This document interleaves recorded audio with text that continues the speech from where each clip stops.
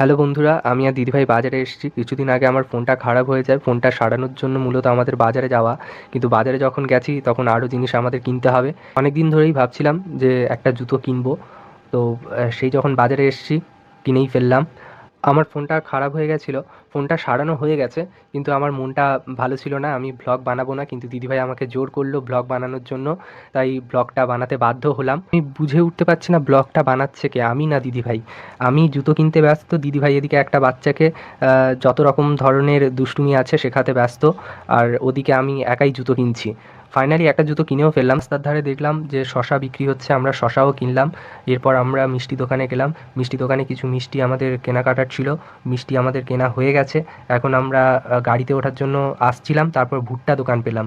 খুব খিদেও পেয়েছিল। রাস্তার ধারে গরম গরম ভুট্টা দেখে ক্ষুধার্ত পেটে দুজনেই দোকানের ওপরে ঝাঁপিয়ে উঠলাম।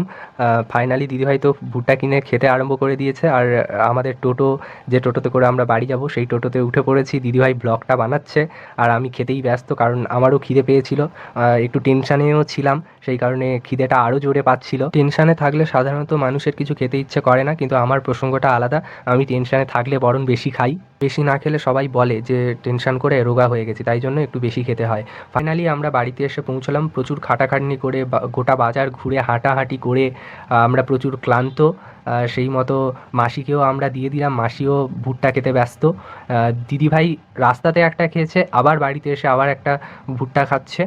মনে হয় বাড়ির জন্য ভুট্টা কেনাটা ওর একটা বাহানা ছিল। সব আসলে একাই সাবার করবে, সেই জন্য আমাকে জোর করিয়ে ভুট্টা কিনিয়েছে।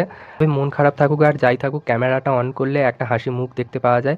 আপাতত বন্ধুরা, ভিডিওটা এখানে স্টপ করছি। সবাই ভালো থাকবে।